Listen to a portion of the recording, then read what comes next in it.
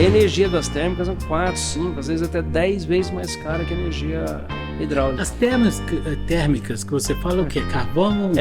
Nós temos a gás natural, né? Aí tem bastante a gás natural. Carvão tinha no sul, poucas a carvão, né? A maioria é gás natural.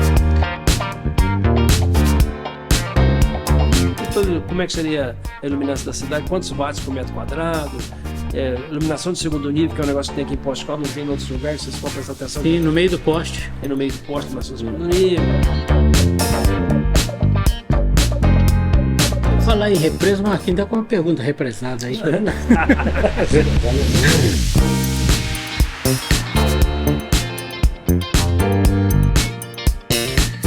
Muito bem, mais um episódio do Café com Manteiga desta quinta-feira, que é para você saber um pouco mais sobre a energia que nós consumimos no nosso dia a dia, né?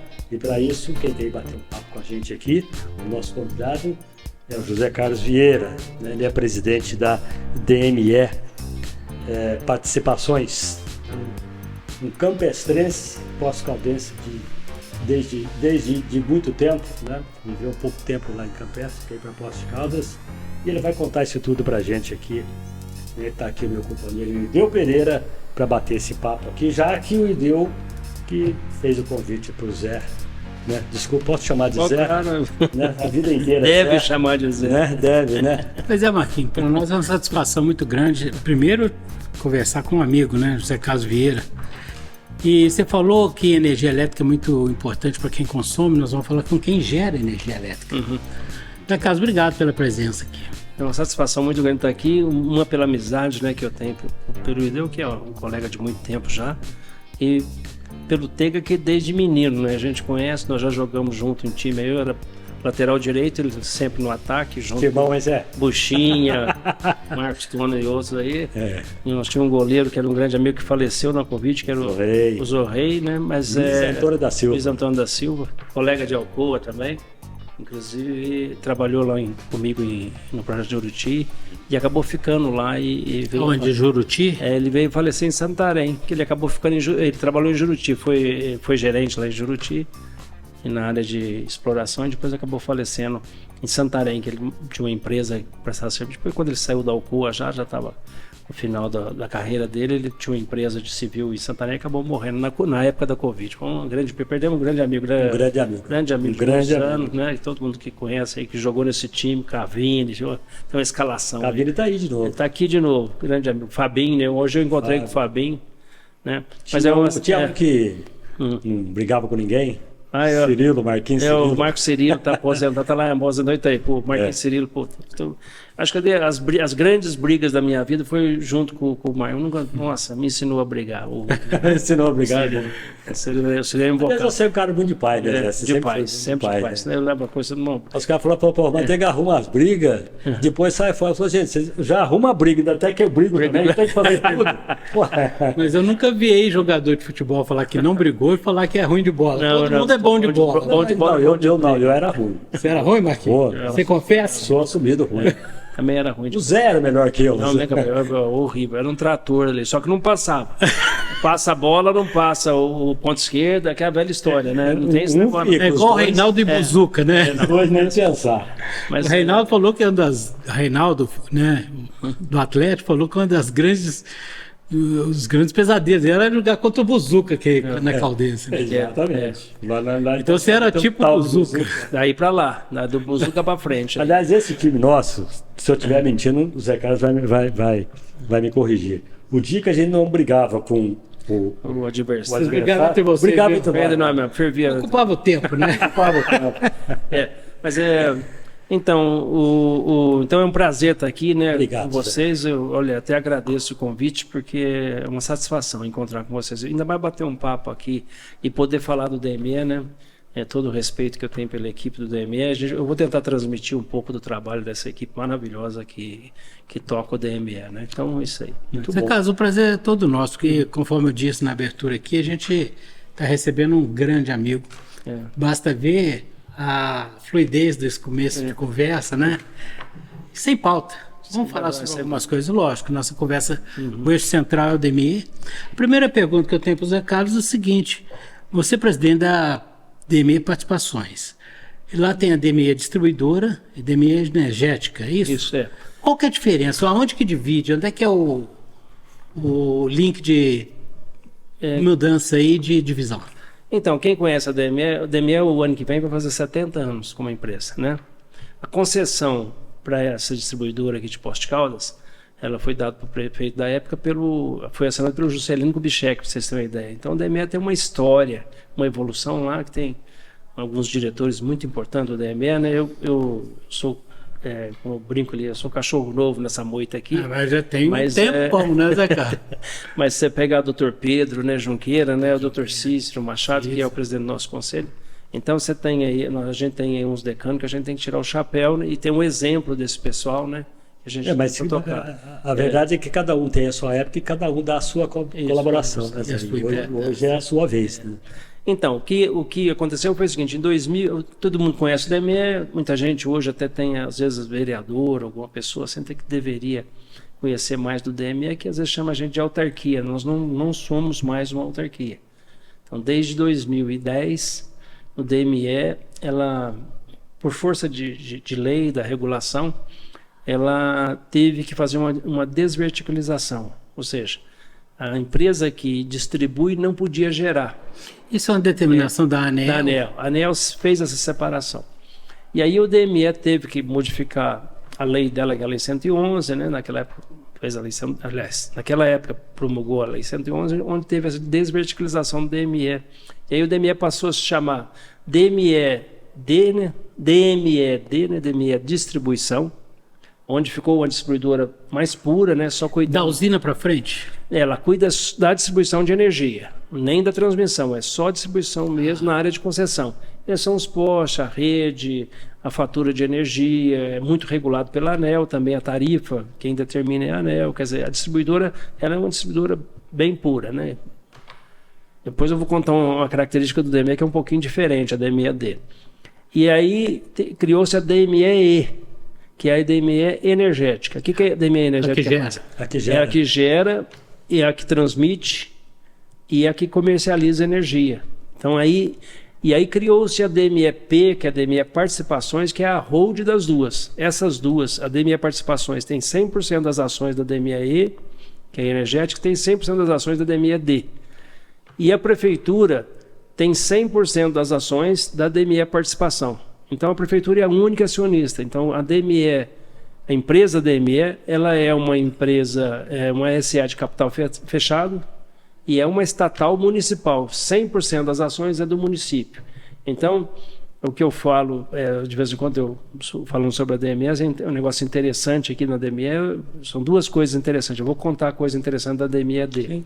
Mas uma coisa interessante da DME é o seguinte: se ela é 100% da prefeitura, quer dizer que ela é 100% da população de Poços de Caldas. Todos nós somos donos da DME.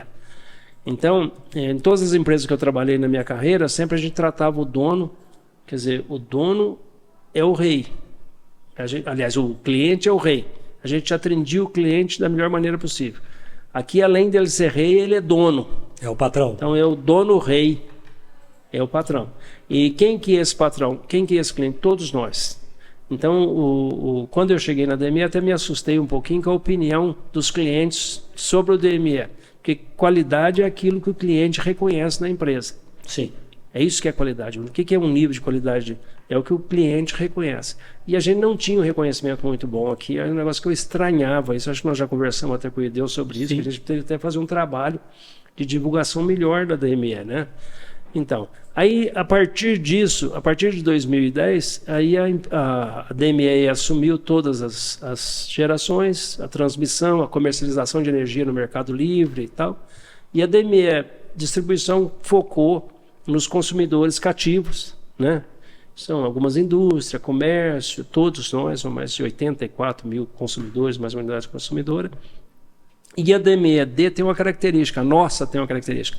Nós não desvencilhamos de toda a geração. Nós seguramos ainda dentro da D, com autorização da ANEEL, nós conseguimos segurar uma maior usina aqui do Planalto, que é a Antas 2, que é uma usina muito importante para o nosso sistema. e conseguimos segurar também a participação que a gente tem na hidrelétrica química, que é Machadinho. Que isso daí, essa energia injetada dentro da D, ela ajuda bastante na redução, no mix, né, da energia, na redução da tarifa. A DME, Carlos, ela acabou de falar que ela é geradora, né? Hoje nós geramos a nossa energia. Mas nós geramos em 100%? Ou nós recebemos ou compramos energia? Na D, a gente é obrigado compulsoriamente a adquirir algumas energias. Por exemplo, nós temos que comprar energia de Itaipu pelo preço estipulado. Tá? Nós somos obrigados a comprar das nucleares também, das duas, Angra 1 e Angra 2. Então nós temos que comprar uma cota dessa energia. Não só nós, todas as distribuidoras têm obrigação de comprar. É obrigatóvel, isso é determinação da ANEEL. Mas determinação da ANEEL. O que nós geramos aqui daria para, vamos dizer, para o nosso consumo? Então, nós, do que o DME vende, o que a gente gera só nessa cascata aqui dá 50% mais ou menos do nosso consumo. Então, e o resto nós temos aí essa complementação de Machadinho e também de outras energias compulsórias que nós somos obrigados a comprar e energia que a gente também compra no mercado. Carlos, onde mais a DME tem usina, participação em usinas de geração? Nós temos essa participação em Machadinho, que foi citada aqui, que é no Rio Uruguai. Tem Barra Grande também, que é na divisa de Santa Catarina com o Rio Grande do Sul, que é uma hidrelétrica grande também, mais ou menos. Machadinho é gigante, né? 1.2, quase 1.2 giga, né? 1.200 mega, né? Gigante. A gente não sabe quantificar isso aí. Eu vou dar um exemplo. Por exemplo, Antas 2, que é a maior usina nossa aqui na cascata aqui das Antas, ela tem 16 mega de potência instalada. Nós estamos falando de uma que tem 1.200. Então você tira mais ou menos a linha, né? E Barra Grande é 800 e pouco. Mega de potência, também é gigante, o DME tem uma participação. Barra Grande aonde mesmo? Na divisa de Santa Catarina e Rio Grande do Sul. E temos também, lá também em Santa Catarina, ali perto de Navegantes, nós temos uma participação também em Salto Pilão, que é uma usina também importante. É uma usina muito legal, porque é uma usina subterrânea, né? Ela fica 60 metros abaixo do nível. É um outro tipo de turbina Kelvin, é isso? Não, lá é uma França também. É França? É a França. Só que é interessante que essa usina é em caverna. Ela é dentro da caverna, a usina. É muito legal essa usina. O DME... E geralmente as usinas vão com tubulação, né? Isso. Ela tem um túnel, né, que é revestido, e esse túnel mergulha, porque lá o rio faz uma curva, né? E tem um desnível muito grande. Então foi feita uma barragem, e aí uma perfuração em rocha, e foi 60 metros abaixo do nível. Aí você tem a usina, e aí essa energia tem que subir esses 60 metros, porque os transformadores estão em cima, e ela deságua na parte de baixo do rio. Interessante, você tem uma diferença de potencial, que é a diferença de altura entre jusante e montante, né? Para você ter uma diferença de altura, para você gerar com o peso da água a energia elétrica para gerar a turbina. Depois você sobe com a energia para se fornecer. Porque a energia Deixa eu falar uma coisa aqui, agora o peso da água. Nós temos aqui a Antas, é isso? Que é da cascata? É da cascata das Antas. E quando tem aquela seca que aquilo tem uns gotinhas pingando ali, não tem... Você tem uma redução, né? Quando você tem a chuva, a gente diz que gera enchente, né? Você gera de água de enchente. E quando vai secando, a gente acaba diminuindo as turbinas. Porque você tem, por exemplo, Antas 2, você tem 3 turbinas, né? Aí você acaba tirando uma turbina, depois tira outra, às vezes fica gerando com uma turbina só. Itaipu também faz isso. Mas você consegue gerar a mesma quantidade de energia? Não. Por isso que a gente chama de garantia física. Tem uma pergunta muito legal que você fez. Você tem as 3 turbinas, geraria 16, por exemplo. Mas, na verdade, você não tem essa potência garantida o ano inteiro. Aí a garantia da física de uma usina dessa é 50%, às vezes 45%. É a média anual. Eu lembrei que agora deu, por exemplo, agora vieram as chuvas, né? Isso. Mas antes nós tivemos aí uma... uma seca. Daí estava gerando uma turbina só que estava gerando. E alguns casos, por exemplo, como o do Bortolã, que o nível caiu muito, a gente parou até a geração do Bortolã para recuperar o nível do Bortolã. Porque aí, como o Bortolã tem um uso múltiplo hoje, a gente toma muito cuidado de não esgotar totalmente. Porque se você olhar o reservatório do Bortolã, ele é um reservatório que foi feito para gerar energia, quer dizer, ele enche, né, e depois você esvazia ele totalmente. É o mesmo caso de Furnas, né? Se você olhar a represa de Furnas, seria isso, você enche o reservatório de Furnas e depois esvazia. Só que hoje a gente trabalha com cotas mínimas para não, como ficou um uso múltiplo, né, do reservatório, para a gente não criar também impacto no turismo ou em outras atividades que tem no reservatório, né? E o que choveu agora é o suficiente para a gente se manter, vamos dizer assim? Está recuperando. Um reservatório mais importante para nós aqui é o do Cipó, né? Ele está com uma curva de recuperação.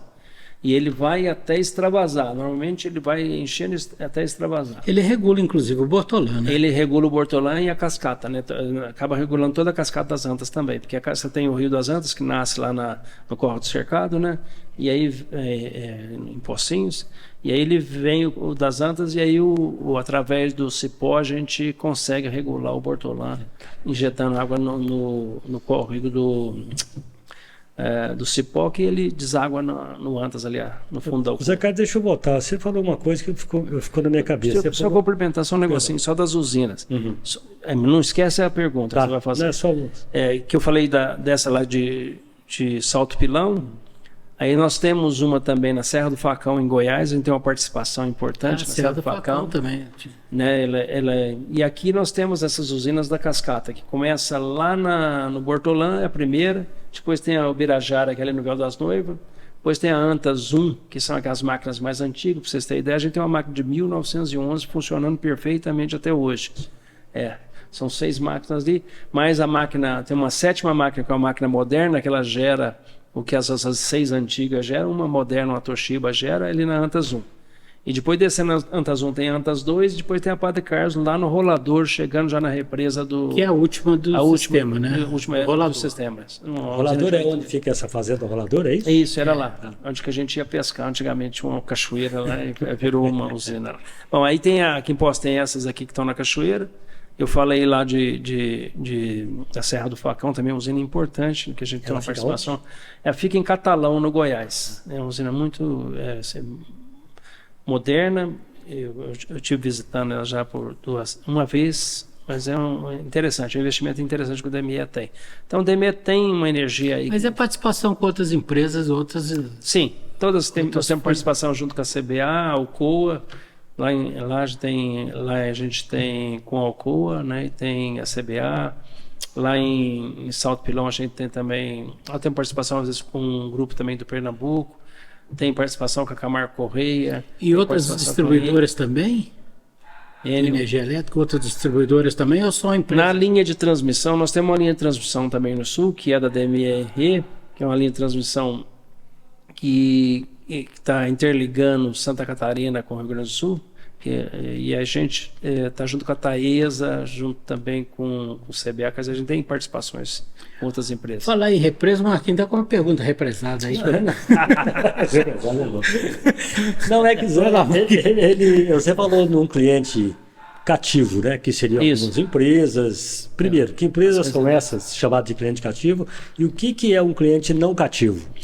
Hoje existe 2 maneiras de fazer comercialização de energia, que é no mercado cativo, que é o papel das distribuidoras, e no mercado livre. Aqui em Poços a gente já tem algumas empresas que estão no mercado livre. No futuro, Tego, o que vai acontecer é o seguinte: todo mundo vai poder comprar no mercado livre. Hoje, quem consome de 500 acima é que está no mercado livre, mas daqui uns dias todo mundo na tua casa você consome 200, uma residência 150, vai poder estar, vai ser igual comprar chip celular e tal. Então isso que é uma coisa que a gente tem trabalhado muito, inclusive a gente trabalhou num projeto aí para o DME, como ela é uma estatal, a velocidade dela de vender no Mercado Livre a gente precisa melhorar isso. Certo? Nós precisamos ser mais dinâmicos. E hoje você vê tem empresas aí que vendem plano de televisão querendo vender energia no Mercado Livre aqui em Poços de Caldas, gente aderindo, a concorrência vai ser muito violenta disso. A vantagem nossa é que nós somos uma empresa que a área de concessão nossa é só a cidade de Poços de Caldas, né? Aqui o cara vira e mexe, apaga uma luz, me liga para o presidente, liga para o diretor, né? E o trabalho de assistência da DME é fantástico, é brilhante. O Zé, quando ele falou de cliente não cativo, eu imaginei que fosse nós, consumidores. Né? Mas ele está dizendo a gente mesmo. No futuro vai poder ser. Hoje vocês são cativos porque vocês têm um atendimento através da distribuidora. Né? Mas futuramente, o que eu estou falando, nós podemos escolher a distribuidora. Vai poder escolher Você pode, por exemplo, ser cliente do DME em Belo Horizonte e vice-versa. Daqui uns dias vai poder ser. Você pode ser cliente da CEMIG ou lá de Belo Horizonte pode ser cliente. Você escolhe a distribuidora. Aí você vai pelo preço, né? A distribuidora acaba sendo, o que vai acontecer? Ela vai acabar cobrando pelo fio, né? Por exemplo, se eu vender para Belo Horizonte, então, a utilização do fio, você vai ter que pagar o fio, você vai ter duas contas. Uma conta de pagando o fio, porque você está usando a infraestrutura da CEMIG ou de outra empresa qualquer, e você vai pagar energia para o DME. Mas como é que você faz no caso de pedido de corte de energia, quando você tem um problema de de energia? Aí eu sou cliente, moro em Belo Horizonte, sou cliente da DME. Como é que você vai atender manutenção? Por favor, vai lá e corta sua luz. E você vai... Desliga o disjuntor. Desliga o disjuntor. Você vê que é um negócio que ainda está dinâmico. É difícil está regulando isso, muito. Né? A ANEEL tem trabalhado muito, porque isso vai depender muito de regulação. É um livro de regulação de livre comércio, seria isso? Não, vai ter isso. Mas ainda é esse assunto, por isso que está restrito ainda a um nível de consumo, quer dizer, um nível acima que está tratando isso, porque a hora que ficar assim, qualquer volume, precisa ter uma regulação muito boa disso, porque senão, né? Agora eu estou sentindo aqui, se eu estiver errado, me corrija, por favor. Essa liberdade de escolha do cliente, né, isso vai gerar um mercado mais flexível, ou seja, livre concorrência, né, Marcos? Uma concorrência, pode acontecer da gente ter um custo mais barato, ou seja, nós, consumidores final? Então, isso que eu estou falando. O Mercado Livre, quando você vai para o Mercado Livre, você precisa saber a hora de você comprar energia no Mercado Livre, para você comprar um pacote de energia atraente, você vai ter as ofertas, o cara vai te dar um desconto em cima da conta que você é cativo hoje, fala, não, eu te faço por 15% mais barato do que você paga. Mas aí você tem que analisar esses riscos também, porque uma vez que você sai do cativo e vai para o livre, para você voltar tem prazos legais. Então, essas regulações que a pessoa precisa entender. Então, por isso que eu estou falando, esse negócio tem que evoluir bastante ainda, tem que andar bastante. Nós também estamos com um projeto aqui na Câmara pedindo justamente o DME ficar tão... que hoje, se eu for vender no Mercado Livre, eu só posso vender através de leilão. Vamos supor, o cara da rede de televisão, de o que for, então uma empresa qualquer está oferecendo para você energia eletrônica, compra de mim minha energia, eu vou te dar um desconto de 20% sendo do DME. Aí você vem no DME, a única coisa que eu posso fazer, eu tenho que fazer um leilão. A minha empresa DME, que comercializa energia nesse tipo de Mercado Livre, ela tem que fazer um leilão para você entrar no leilão, você entrar no leilão e aí você concorrer nesse leilão. Quer dizer, você não vai ter paciência para fazer isso, concorda comigo? O que acontece hoje com a distribuidora de internet, né? Você tem assim, uma fidelização por um tempo, e para voltar para outro, você tem que cumprir esse prazo. Seria mais ou menos isso, as regulações são. Mas eu falo assim, a diferença do que está no nosso estado, que a gente está mexendo, precisa arrumar isso, e precisa da ajuda da Câmara, que tem também, com certeza, vai nos ajudar. A DMS é uma empresa mais dinâmica nessa história da comercialização. Não depender de leilão. Faz um favor para mim. Se cadastra lá, entra no leilão, que aí o DME vai vender para você. Você não vai fazer, você concorda comigo? Igual você compra das operadoras de telefone. Eu vou ser mais prático. Você vai e compra direto do cara, o cara te oferece, você fecha o contrato, que acabou. Você não vai entrar em leilão. Você imagina o consumidor comum nosso cadastrando. Então, eu estou pensando, quando eu estou falando assim, eu estou falando do consumidor comum, como eu, que gasto lá, sei lá, 150 por mês. Então, mas hoje, pelo que eu estou entendendo, o Zé Castro está dizendo, a princípio, para empresas que têm grande consumo. Exato. Supermercados aqui consomem absurdo de energia elétrica. Você pega outras empresas. Não estou falando nem Alcoa, quando estava com os fornos funcionando, que ela consumia praticamente mesma quantidade do consumo da cidade. Era bem mais que a cidade. Era mais, né? Então, 3 vezes a cidade. Ô Zé Carlos, hoje nós temos aí a energia solar, né? E nós temos a energia solar fotovoltaica. Troca esse miúdo para a gente. Qual é a diferença? O que vai ser isso no futuro, né? O que é barato? O que compensa você fazer hoje? Você ter hoje um painel de energia solar fotovoltaica e deixar de usar ou usar menos a energia elétrica? Então, esses projetos, aí a gente pode falar que tem diversas empresas na cidade que têm feito esses projetos de fotovoltaica, né? Eu até vou falar de grandes projetos. Tem projeto com 1 mega de potência instalado, pico, né? O DME está fazendo está começando um agora de 5 mega de potência. Esse é o próprio do DME. O próprio do DME. Nós já fizemos um lá sobre o teto do rolador, de 75. E tem diversos tetos solares que estão aí brotando na cidade. O que a pessoa que pode fazer uma instalação de uma fotovoltaica, o que ela tem que analisar é o payback do projeto dela, ou seja, o que ela vai economizar, porque o que ela economiza, às vezes o pessoal, na hora de fazer as contas, fica uma parte que é fixa, não tem jeito de baixar aquela parte. Que é o uso da rede, né? O uso da rede e tal, e algumas coisas, tem... Você está falando da conta mínima? Valor mínimo? Tem uma conta mínima que fica ali. Tá. Mas dessa conta mínima, igual você falou, eu gasto 150, vai sobrar ali 50. Esses 100, você vai dividir pelo investimento que você vai fazer e ver qual que é a compensação disso. Meu consumo de energia é mais durante o dia. Então, você tem geração durante o dia, você precisa de sol para gerar. Solar tem que ser durante o dia. À noite você não tem. Se você tiver um consumo pesado... Solar ou fotovoltaica? É a solar fotovoltaica, né? Tá. O painel é fotovoltaico. Tá. Aí fala assim, eu vou gerar à noite. Ela não gera à noite. Então, você tem que fazer essas contas, isso o pessoal ajuda que faz a engenharia, precisa conferir, precisa ser umas empresas assim, bem idôneas para fazer isso, para você não perder tempo, não ser enganado ou vender para você um negócio que não vai dar certo. Mas esse tem em franco desenvolvimento a questão do solar, tanto de grande porte como de pequeno porte, né? Hoje tem uma vantagem que os painéis solares, os equipamentos caíram de preço, estão mais baratos. Mas por outro lado também a taxação subiu, né? Subiu a taxação e tem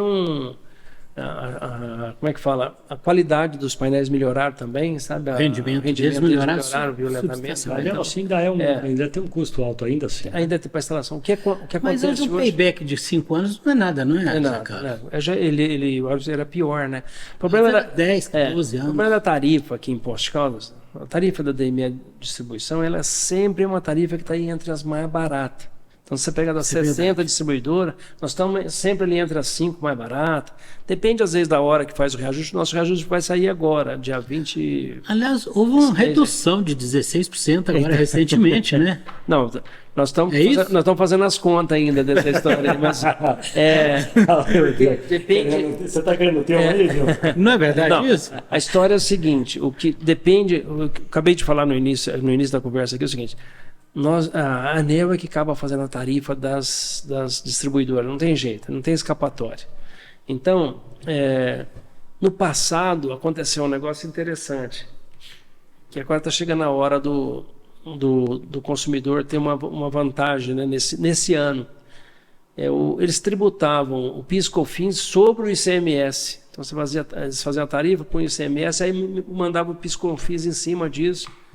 E aí teve toda uma discussão disso, foi para judicializar isso aí, chegou no Supremo. Então, no final da decisão é o seguinte: esse dinheiro acabou ficando guardado nas distribuidoras. Nós pagamos a mais, nós pagamos imposto sobre imposto. Então, isso vai ajudar na tarifa. Só que ajuda no momento, mas no ano que vem, quando entram outras bases de ativos, de investimento nosso, igual a gente está fazendo a subestação no distrito, quer dizer, a ANEEL acaba fazendo essas contas, essas compensações, e vai sair essa tarifa. Nós estamos estudando aí, deve sair até o final desse mês aqui, ou semana que vem, já deve ter o resultado da tarifa. Mas esse ano, a gente está trabalhando bastante para essa tarifa ser a menor possível, e se possível até reduzir um pouco. Eu precipitei aqui na pergunta? Não. A ideia sempre o que o DME a gente consegue gerenciar é menos de 20%. Gerar benefício para a população. Mas a gente consegue gerenciar da tarifa menos de 20%. O que é? É o que a gente paga de mão de obra, de serviço, alguns materiais, alguma coisa. Então, o gerenciamento nosso é muito pequeno. Que é a hora que entra, como eu falei aqui, ser obrigado a comprar compulsoriamente energia muito cara de Itaipu, compulsoriamente energia muito cara das nucleares. A hora que entra os incentivos que tem, que todos nós temos que pagar, seja por baixa renda, seja para irrigação, seja todos esses... eu até brincava dessa energia para todos e conta para poucos, né? Então, quando entra tudo isso na tarifa, tem uma carga pesada, queira ou não queira, isso reflete, e não é um negócio gerenciável localmente, né? A ANEEL acaba fazendo essa coisa e regulamentando, né? Ô Zé, me fala uma coisa, a energia no Brasil hoje, ela custa cara? Ela tem um custo alto para o consumidor ou até mesmo para o industrial? Né? Ela tem um preço muito mais alto que algum outro. Você quer dizer em relação aos outros países? Em relação a outros países. Em outros países é bem mais caro. Em alguns casos é bem caro. O que é caro na energia no Brasil é que precisa separar o que é custo de energia. Por exemplo, eu falo, seguramente, quase 50% da tarifa que a gente paga é imposto. Então, isso que o que a gente come, o que a gente consome e o que o governo come. Né? Não, você está falando de ICMS. Aliás, eu nem sei por que tem ICMS, não é a mercadoria. Esse é outra coisa, imposto sobre imposto, né? Que eu acabei de falar. Imposto sobre imposto. Então, o imposto em cadeia. Se não fosse tanto imposto... PIS/COFINS sobre o ICMS que ele falou. Acabei de falar aqui, acabei de dar um exemplo aqui, não que eu seja contra de maneira nenhuma, mas você acaba fazendo também justiça social com preço com tarifa de energia, né? Acabei de falar aqui, vamos fazer um subsídio para a área tal, isso vai para o custo da energia, né? Vai para a tarifa. Vamos subsidiar o cara que irriga, vamos subsidiar o cara que mora não sei aonde, vamos subsidiar... Quer dizer, tudo isso, por exemplo, quem está... Você sabe, você conhece o Brasil até melhor do que eu. Capaz. Quem está no sistema isolado, por exemplo, que o cara está com geração térmica, eu trabalhei no norte, 8 anos no norte do Brasil, na Amazônia, e tem muitas cidades isoladas, que não estão conectadas à rede. Todo esse custo, seja de combustível, seja dessa geração que é muito mais cara, ela cai na nossa tarifa, ela entra... No fim do dia a gente paga. Mas a pergunta do Marquinhos eu achei inteligentíssima, muito pertinente, porque eu vou juntar duas coisas, falar da MEI e falar de produção de alumínio. Porque quando você tem uma energia barata, até a produção industrial acaba influenciando no custo final do produto. Alumínio é energia empacotada, você concorda comigo? O que você chama de energia empacotada? Porque o alumínio ele consome, para produzir 1 quilo de alumínio, assim... E se você gastar, vamos supor, $1 para produzir esse 1 kg de alumínio, 50 centavos disso aí é energia. Isso você chama de energia empacotada? Porque a maior parte do custo de produção do alumínio é a energia elétrica. E o Brasil perde competitividade no mercado internacional por conta do custo da energia. Você concorda comigo? Perde para a Austrália, para a Rússia, para a China, o custo do produto final que é alumínio. A energia no Brasil, repetindo a pergunta do Marquinhos, ela é mais alta do que no resto do mundo? Ela nem média, né? Teve um momento que sim, né? O que aconteceu? Nós tínhamos smelter aqui da Alcoa, aqui em Poços, que fecharam, né? Tínhamos smelter lá em São Luís também que fecharam. E era um gigante, sabe? Eu trabalhei na ampliação da última linha lá de São Luís, isso em 2005. Eu fiz a barragem de rejeito. Não é tão velha assim essa última linha. Concorda? Nós estamos, falar essa 2020 anos, mas essas linhas vai para 100 anos, né? E o que acontece? Se você olhar, essa linha ficou parada há muito tempo, agora que estão voltando a operar lá na Alumar. Agora, por que eles estão voltando a operar? Porque eles conseguiram um pacote de energia das eólicas que estão nas costas lá do Nordeste, eles conseguiram um pacote de energia muito grande, que favoreceu o preço, senão não voltava. Mas pararam os fornos lá? Ficou parado muito tempo. Dá para voltar os fornos para funcionar? Tá um sacrifício, voltaram uma linha lá e tem umas outras linhas para voltar, quer dizer... Mas por que está voltando? A pergunta é isso que você fez. Por que está voltando? Porque chegou um momento que não era 50% do LME.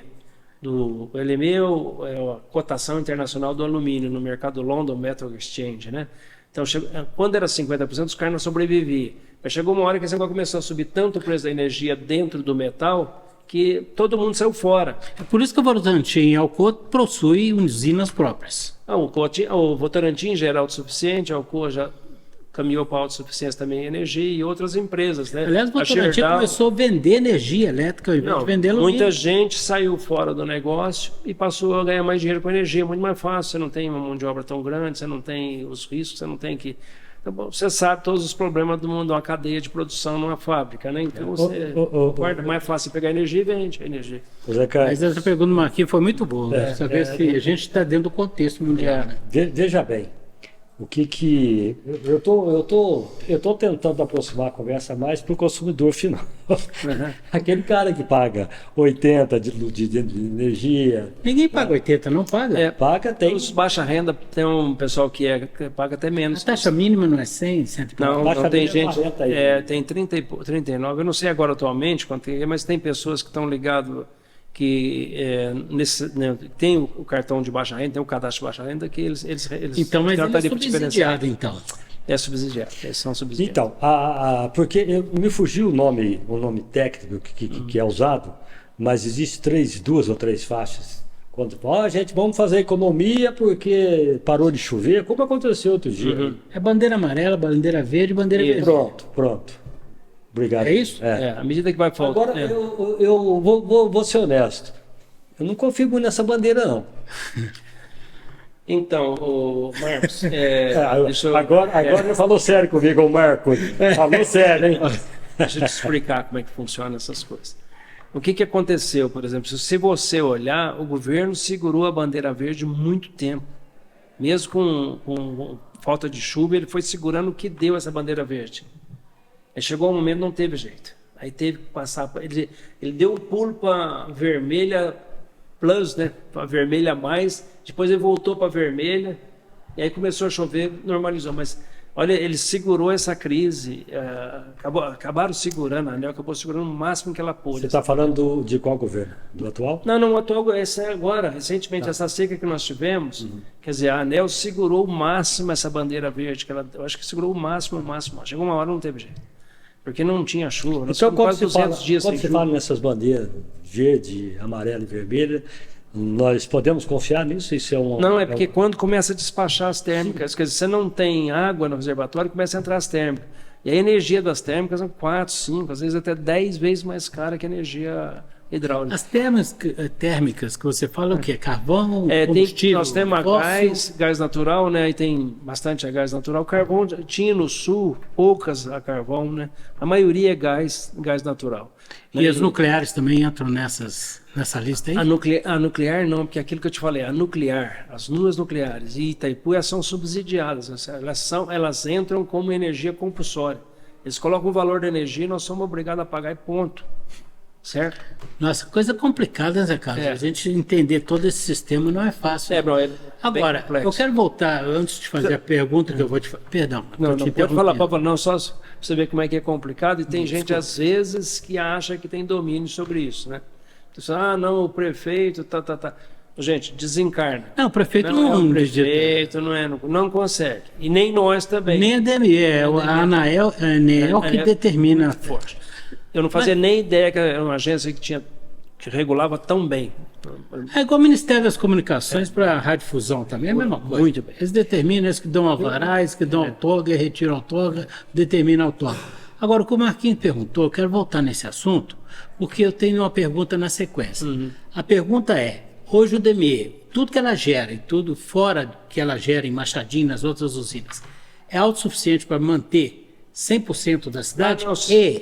Se o horário de verão influencia, como é que influencia nisso? Se você somar, vamos supor que toda a energia que nós temos, que nós somos gerador, é tranquilo, aí nós estamos autossuficientes. Mas mesmo se a Alcoa voltar a funcionar? Não, porque a Alcoa está no Mercado Livre. Ela é autossuficiente, ela compra e ela gera também. E ela está no Mercado Livre. Hoje a maioria das empresas, igual a Danone, também está no Mercado Livre. Mas ela compra, gera e ela compra a nossa também aqui. Não, nesse caso não, eles compram do Mercado Livre.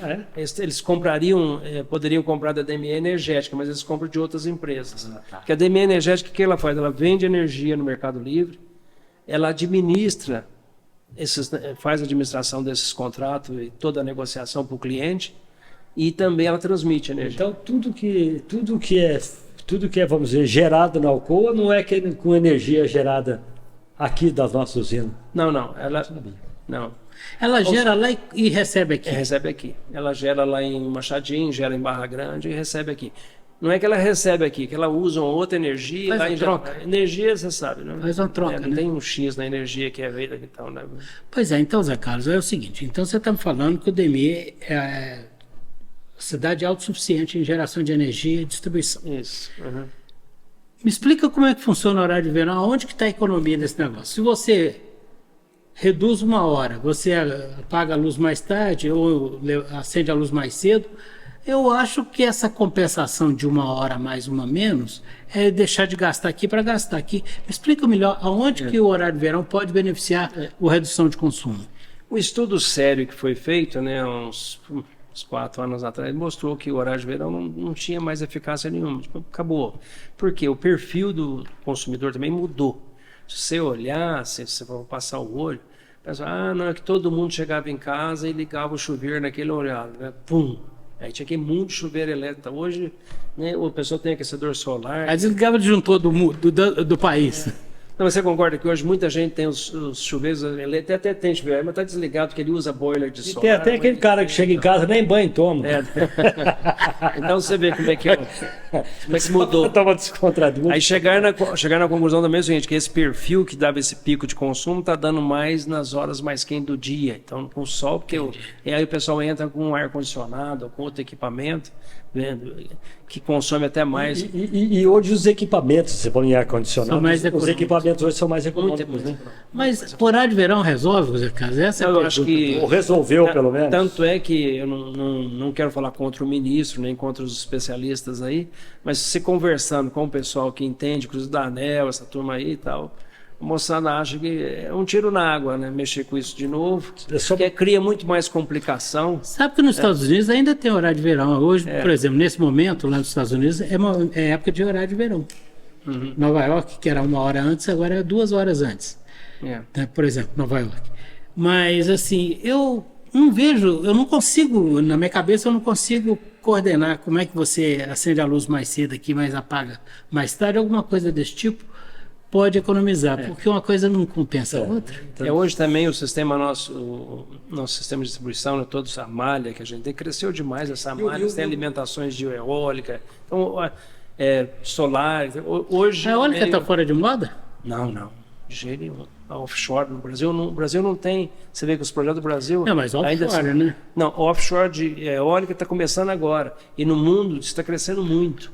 Offshore, pelo menos na Alemanha, na Holanda. Na China também está crescendo bastante. Eles estão colocando muita coisa no mar. São turbinas um pouco diferentes, né? Essas eólicas para offshore.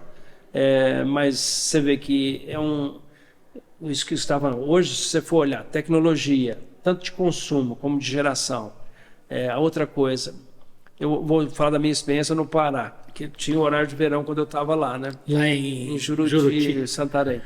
E você dormia no barco? Eu estou dando risada aqui. Você morava no barco lá em Juruti? Eu estou dando risada aqui pelo seguinte, é porque lá o pessoal mandava uma lei federal que o horário aí tem que atrasar 1 hora os relógios. Tal. Ninguém... Até atrasava o relógio, mas ninguém obedecia. Você marcava a reunião às 9 horas, os caras chegavam às 10. Falei, bom, gente, mas marcamos às 9 horas, todo mundo... Falei, não, aqui a gente não está obedecendo. Você acredita nisso? É uma desobediência. Não reconheço. Olha, porque não fazia menor sentido. Porque lá, como você brincou aqui e tal, ou o pessoal não toma banho no rio, ou o cara toma banho de água fria. Então, para eles não fazia sentido aquilo. Você entendeu? Não tem... Não é extremamente quente. Eu fiz uma brincadeira com você aqui, que às vezes o telespectador, quem está nos ouvindo, assistindo, talvez não tenha entendido. Eu perguntei se ele morava no barco. Porque lá em Juruti tem muito barco-hotel. Inclusive as empresas põem os funcionários no barco-hotel. O barco ficava ancorado no Rio Amazonas. Ainda fica, né? Na fase de construção, né? Quando eu fui para lá, a gente morava em acampamento, porque era a pesquisa, a prospecção e depois o due diligence da mineração. Então a gente, era floresta. Você era o homem do trecho, né, Zé? Aí Quando a gente foi para a construção, realmente a gente ancorou um barco lá, porque aí tinha que receber o pessoal, os engenheiros, gerente e tal, aí arranjou um barco desse de pesca que tinha, esse que o pessoal faz. Você está fazendo brincadeira, Marquinhos? Aí a turma morou no barco, né? A moçada morou no barco. Você chegou a morar também? Morei no barco. Aí quando eu tive chance, eu tinha um terreno, fiz uma casa e tal, e eu tinha uma casa no Você chegou a construir lá? Construí. Lá eu tinha uma casa. Você morava lá então? Na tua família foi para lá também? Eles iam em temporada, porque a moçada não tá lá, é difícil de acostumar com o clima, tem uma adaptação. Não é só o clima não, a viagem para chegar. São Paulo, Nova York, você gasta 9h30. Para Juruti eu gastei 26 horas. A outra coisa que tinha um problema lá, é o seguinte, eu acabei de falar aqui, lá era a cidade é um sistema isolado. Por exemplo, aqui a gente tem os indicadores de qualidade do DME, que é DEC-FEC, né? O DEC é a duração de uma interrupção e o FEC é a frequência de interrupção. Então, nosso nível de frequência de interrupção hoje por ano é em torno de... a ANEEL deixa a gente interromper até 6 vezes por ano. A gente trabalha com 4, 3,5 e tal. Lá era um sistema isolado. O gerador de lá era diesel, inclusive. Era um motor a diesel, para a cidade. Lá interrompia 52 vezes por dia. Nossa. Por dia, a energia. E aí, quando interrompe a energia, interrompia na cidade, a gente tirava os aparelhos da tomada, porque quando voltava, como todo mundo tirava, quando voltava... Voltar já vinha mais alto. Não, o cara que esqueceu tomava uma pancada, que era, em vez de chegar a 127 volts, eu cheguei a medir 850 volts. Nossa! Derrete tudo que está na frente, né? Então, olha só para você ver, o nível de qualidade que hoje a DME tem, até só complementando esse assunto, a gente pode voltar a falar, até desviando um pouco de quantidade de energia, a usina, falar um pouco da qualidade, aquele negócio que eu falei da percepção da qualidade, que quando eu comecei a trabalhar no DME, nossos clientes aqui de Pós-Coque, que são os donos do DME, tinham uma percepção muito ruim do DME. Quando a gente era pesquisado aqui, quando a gente era pesquisado para os prêmios, tanto da ANEEL, que a ANEEL ela dá um prêmio que é o IASC, né? Que é um prêmio de qualidade, que ela pesquisa todas as distribuidoras, todas as cooperativas, e aí vem na cidade fazer entrevista com os consumidores, tem os indicadores... Seria algo parecido com o ISO? Como se fosse um Oscar das distribuidoras. Tá. Aí ela faz a pesquisa com os consumidores, ela vê os indicadores, porque a ANEEL ela é um livro aberto, nós somos um livro aberto com a ANEEL, então ela olhava todos os nossos indicadores financeiros, o EBITDA, número de atendimento, tempo que o cara fica no telefone, se desligou, e aí vai. Então, nesse pacote todo aí, nós já ganhamos diversos prêmios do IASC, mas eu percebia que quando chegava nesse negócio da percepção da qualidade que eu falei do cliente, aqui nós não tínhamos essa percepção muito boa, apesar dos nossos indicadores serem ótimos de qualidade, mas o cliente não percebia, que é aquilo que eu falei, qualidade é o que o cliente percebe. Mas na verdade o cliente só percebe quando falta, né? Não, aí quando falta, imediatamente ele percebe, né? Mas quando não falta, ele nem lembra. Então é isso aí. Esse é o ponto. Não lembra que não existe. É igual a estatística de polícia, né? Que fala assim, o índice de criminalidade baixou. Mas se você foi vítima, aquele fator, ela altera toda a sua análise sobre a percepção de segurança. Então, a mesma coisa. Hoje nós estamos aqui com a iluminação toda acesa. Se faltar, a gente nota. Se não faltar, a gente nem percebe. Que você tem uma continuidade de fornecimento. Igual eu te falei, lá desligava 52 anos. Você tem uma continuidade de fornecimento, é muito difícil. Aqui acontece, às vezes, desligar um setor. Igual teve esses dias, no início da chuva, teve vento, aí caiu uma árvore gigante, uma castanheira lá ali do antigo Marista, caiu em cima da rede, ele quebrou poste, fez uma arqueta. Mas isso é coisa esporádica, é coisa pontual. Nós ficamos desligados 40 minutos. Então, mas... Eu garanto para você que se fosse qualquer outra distribuidora, ia levar no mínimo 2 dias para chegar no lugar. Então, o que acontece? Esse nível de qualidade nós melhoramos, aí nós recebemos, nesse período, o mesmo número de premiação que a gente recebeu na vida do DME, a gente recebeu agora nesses últimos 7 anos. E esse ano especificamente, tem uma outra premiação também que é da Brad, que é muito séria, inclusive com o Instituto Etos participando. A Brad também é a mesma história. A Brad é a Associação Brasileira da Distribuidora de Energia Elétrica. Aí é só distribuidora, não entra cooperativa, na ANEEL entra tudo. Essa é só a distribuidora. E tem as distribuidoras no Brasil você compete com os caras brabos aí e tal. E esse ano a gente sempre ganhava um prêmio da Abrad. No ano passado nós ganhamos um prêmio de excelência operacional. Parabéns. Esse ano, até nós estamos começando a divulgação disso bem firme agora, porque estava na época da campanha eleitoral, a gente não podia nem divulgar a premiação. Mas esse ano eu tive lá na ANEEL e interessante, estava o ministro das Minas e Energias, estava o presidente da Abrad, que era o Madureira, um excelente pessoa e profissional. Aí foi todos os representantes, toda a diretoria, presidente, de todas as empresas de distribuição. E aí começou lá, até eu achei estranho, porque eu demorei um pouco para chegar junto, estava eu e o Miguel Durante, que é o diretor superintendente da DMEAD. Demorei um pouquinho, o Madureira, que é o presidente da ABA, me ligou. Falei assim, Carlos, onde é que você está? O Miguel, acho que pelo menos um prêmio nós ganhamos, porque... Estão sentindo a nossa falta. Os caras então ligou para perguntar onde que eu estou, porque eu não tinha atrasado um pouquinho o avião, deu uma enroscadinha, mas eu estava chegando, estava 5 minutos. Aí, tudo bem. Aí os caras chamou para o primeiro prêmio, nós subimos, ganhamos um prêmio de excelência operacional de novo. Eu falei, garantimos. Aí dali a pouco, outra premiação, subimos. Eu sei que nós subimos. Aí tinha uma senhora que era diretora da CEMIG que estava do meu lado, falou, Zé Carlos, estão chamando vocês de novo lá e subiu lá. Outro prêmio. Dali a pouco chamou outro prêmio. Ganhamos 4 prêmios, ganhamos todos os prêmios, ganhamos o prêmio nacional como melhor distribuidora de energia do Brasil, de todas as 60 e poucas distribuidoras. Nós ganhamos, além desses prêmios, uma menção honrosa, que é o de quarto prêmio, que é o prêmio mais importante até de segurança, sabe? Saúde e segurança, né? Sim, um negócio interessantíssimo, que o DME também tem um indicador de saúde e segurança com excelência. Ganhamos excelência operacional, ganhamos essa da pesquisa que fez da visão do cliente, né? Que eu falei, a aprovação do cliente também, que deu muito orgulho, quer dizer, que nós evoluímos violentamente nesse pilar. Então nós fizemos barba, cabelo, bigode, como diz o que fizemos uma virilha também. E essa diretora da CEMIG seria a Cristiana Kumaira?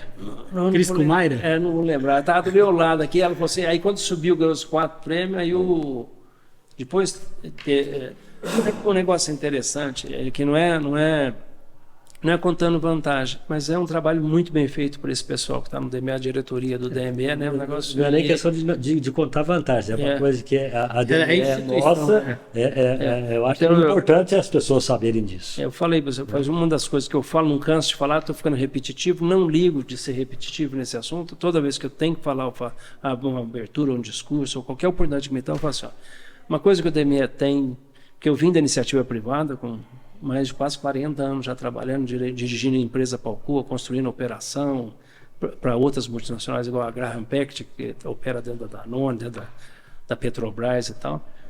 E uma coisa que eu tenho orgulho de falar assim, eu acho que eu tenho propriedade para falar, é o orgulho do capital intelectual que o DME, a qualidade do capital intelectual que o DME tem, comparado até pelas unidades que eu trabalhei.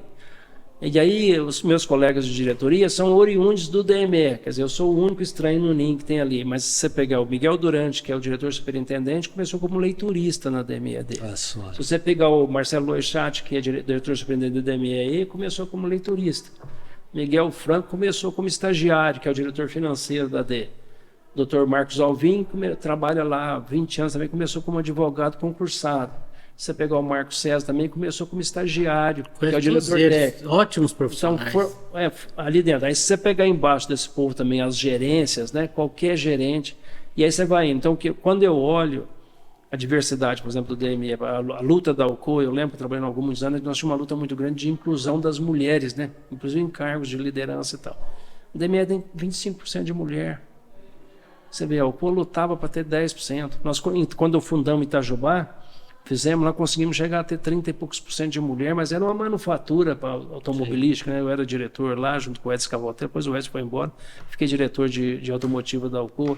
Quer dizer, era uma manufatura.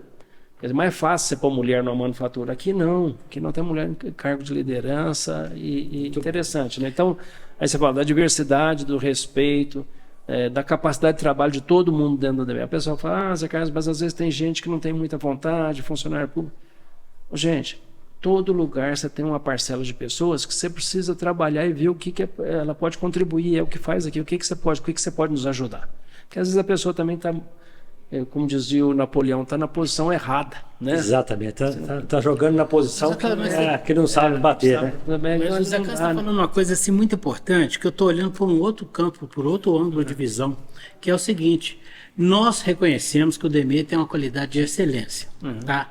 Mas o Zé Carlos, que veio da iniciativa privada, que em tese, a iniciativa privada ela tem mais um sistema organizacional do que a pública.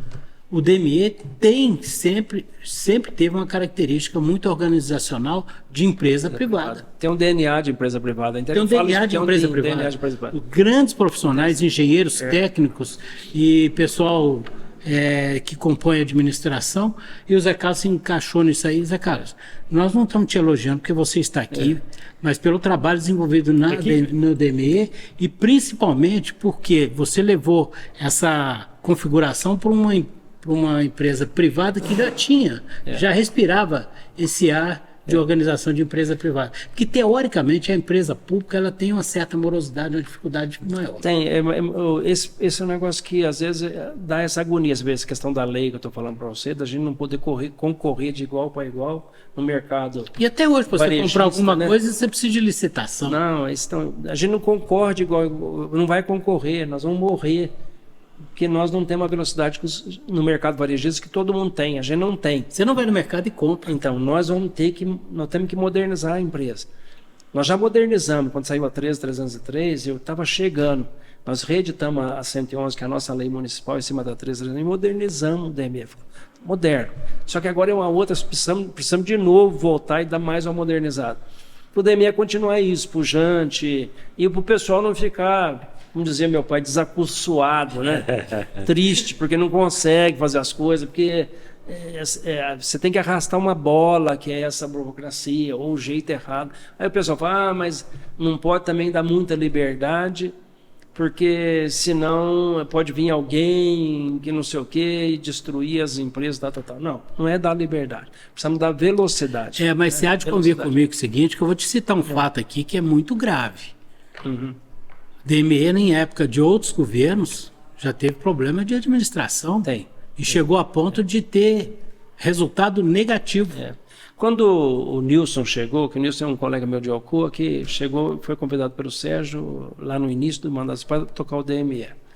E quando o Nilson chegou, a DME-D, ela tinha feito um plano operacional para o ano com resultado negativo, dando prejuízo. Aí o Nilson chegou, isso eles que me contaram, e o Nilson também tinha me contado essa história, porque nós fizemos uma transiçãozinha com o Nilson que durou 2 horas, que é só para ele me contar. Porque o Nilson também veio da Alcoa, né? Veio da Alcoa. Aí o Nilson me contou essa história também. 2 coisas, o Nilson fez uma recomendação para mim muito interessante. Um grande administrador, um jeito muito brilhante, né? E ele foi meu chefe na Alcoa, me ajudou na minha carreira. Mas o Nilson falou, mas Zé Carlos, aqui é o seguinte, ó. Lá a gente estava acostumado a fazer, a gente fazia tudo.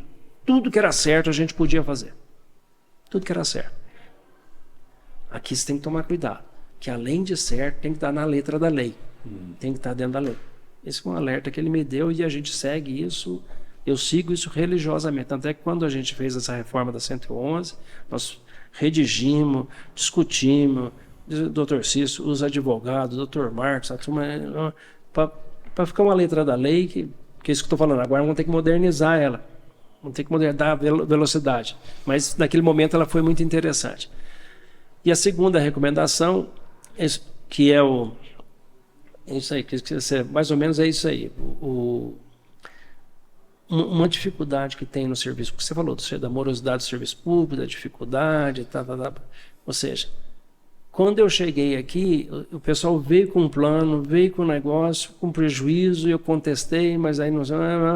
Aí eu falei para o pessoal assim, o seguinte, ó, se for para mim administrar uma empresa que está pronto no plano operacional que vai dar prejuízo, eu estou saindo, eu não vou administrar essa empresa.